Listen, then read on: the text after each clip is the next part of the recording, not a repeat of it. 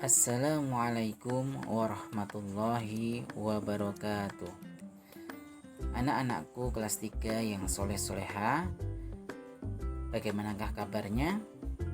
Mudah-mudahan anak-anak selalu dalam keadaan sehat ya. Hari ini kita akan melanjutkan materi selanjutnya di tema 8 subtema 3, yaitu kita sudah masuki pembelajaran yang kedua. Silahkan dibuka bukunya di halaman 131. Ayo membaca.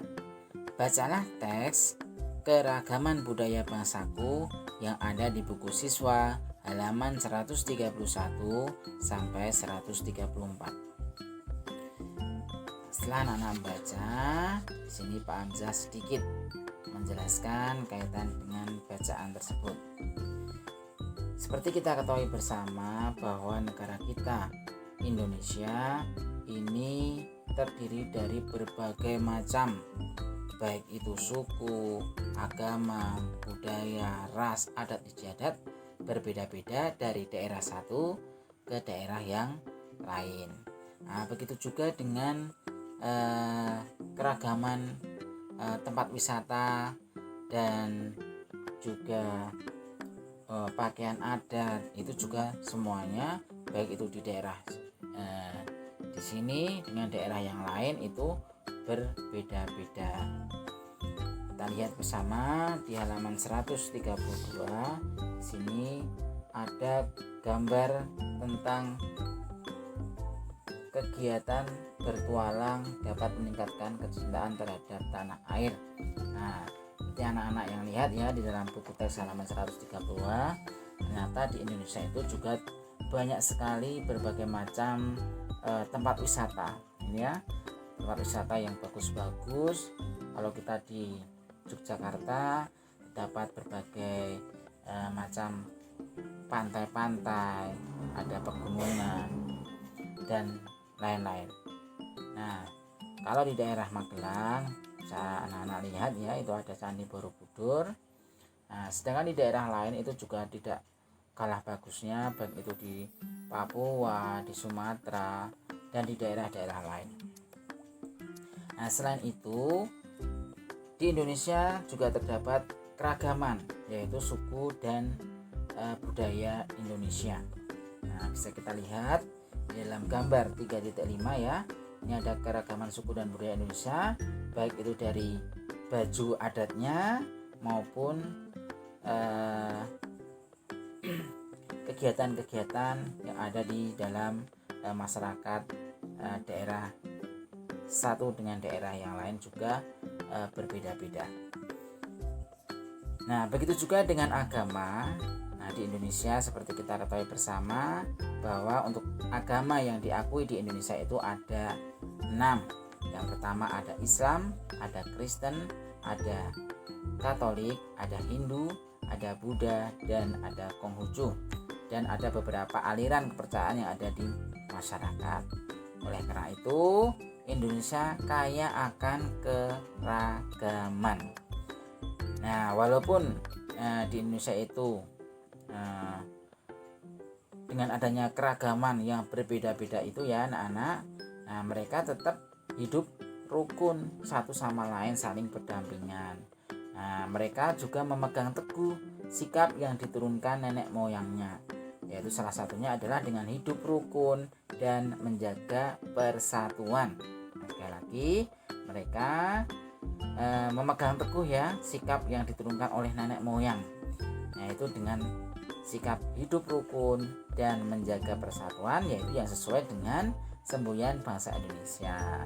Apa itu semboyan bangsa Indonesia? Yaitu Bhinneka Tunggal Ika. Nah, ini bisa kalian temukan pada lambang negara Garuda Pancasila. Nah, keberagaman harus disyukuri sebagai rahmat dari Tuhan. Setiap ajaran agama tentu juga mengajarkan untuk berbuat baik ya kepada sesama. Nah, bisa kita lihat ya di sini halaman 133 ya. Nah, hidup rukun dalam perbedaan asal usul. Nah, ini ada gambar dengan baju atau adat istiadat berbeda tetapi tetap rukun. Kita lihat di halaman 134. Di sini ada Ardan dan Niken. Ini merupakan teman satu kelas. Nah, pada saat mereka itu berdiskusi, di dalam kelas mereka memiliki pendapat yang berbeda. Nah, walaupun memiliki pendapat yang berbeda, mereka itu saling menghargai pendapat masing-masing. Ketika jam istirahat, mereka bermain bersama. Meskipun berbeda pendapat, mereka tetap menjaga kerukunan dan kebersamaan. Nah, kita lihat untuk gambar yang selanjutnya di gambar 3.9. Ini ada rukun dalam perbedaan agama dan keyakinan. Nah, di sini dalam teks Ahmad ini adalah beragama Islam. Nah, sedangkan Juna ini teman Ahmad ya, ini beragama Kristen. Nah, dalam kehidupan sehari-hari mereka sangat rukun dan sering bermain bersama. Mereka juga sering belajar bersama. Ketika Ahmad sedang sholat, Juna dengan sabar menunggunya. Jadi Juna ini tidak mengganggu Ahmad yang sedang sholat. Nah, ini ya berarti sikap yang ditunjukkan anak-anak di atas tadi ya, yang Pak Anja sampaikan atau di dalam buku teks ini sesuai dengan semboyan bangsa Indonesia. Nah, yaitu apa? Bhinneka Tunggal Ika. Bhinneka artinya berbeda-beda. Nah, coba digarisbawahi ya anak-anak. Bhinneka artinya berbeda-beda. Tunggal itu artinya satu. Nah, sedangkan Ika artinya juga. Bhinneka Tunggal Ika berarti meskipun berbeda-beda tetapi tetap satu juga. Ini digarisbawahi ya di halaman 134. Nah, meskipun memiliki banyak suku, bangsa, dan agama, tetapi semua tetap satu, yaitu Indonesia. Jelas anak-anak? Oke, selanjutnya silakan berdiskusi ya dengan orang tuamu. Berikan tanda centang pada kolom yang sesuai terkait pernyataan di depannya. Berikan juga alasan terkait pernyataan yang kamu pilih. Bisa dilihat di buku di halaman 135 ya. Ini ada 5 pernyataan, kamu tinggal mencentang ya. Menghargai perbedaan ya atau tidak. Nah, setelah kamu pilih salah satu, kamu berikan alasan yang bagus. Kira-kira alasannya apa? Itu tugas yang pertama ya anak-anak. Oke, selanjutnya silakan dibuka bukunya di halaman 136. Nah, kita masuki teks bacaan yang kedua ya, yaitu mengenal rambu-rambu lalu lintas. Di sini ada teks bacaan. Liburan segera tiba.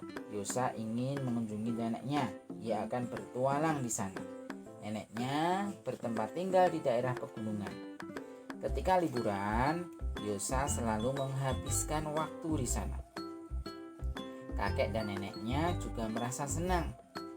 Udara pegunungan sangat sejuk dan pemandangannya indah. Ada sungai, sawah, dan air terjun. Jalanan di pegunungan atau jalanan di daerah pegunungan berkelok-kelok dan menanjak. Bahkan beberapa jalanan ada yang licin. Nah, pada musim penghujan, tidak jarang beberapa sisi jalanan ada yang runtuh. Oleh karena itu, para pengemudi kendaraan harus terampil dan hati-hati.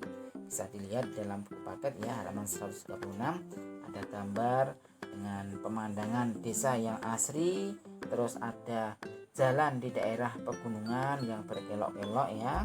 Jadi harus hati-hati. Nah, selanjutnya di sini ada jalanan di daerah pegunungan itu sangat berbahaya ya anak-anak. Oleh karena itu banyak dipasang rambu-rambu lalu lintas.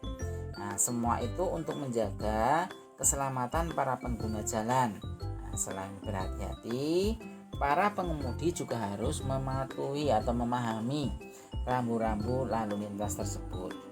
Nah, berikut ini beberapa rambu lalu lintas yang biasa ditemukan di jalan pegunungan. Bisa dilihat di buku paket ya, halaman 137.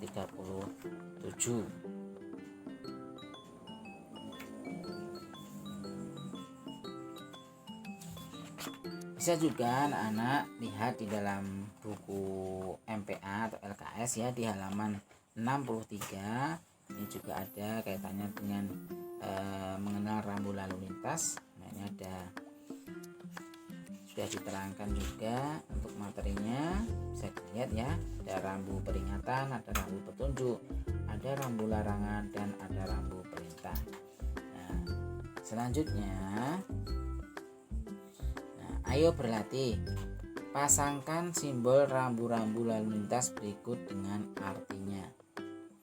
Nah, bisa dilihat di dalam buku tema ya, di halaman 137 dan halaman 138. Anak-anak silakan pasangkan simbol rambu-rambu lalu lintas berikut dengan artinya. Nah, tinggal kamu jodohkan mana yang sesuai dengan gambar rambu-rambu.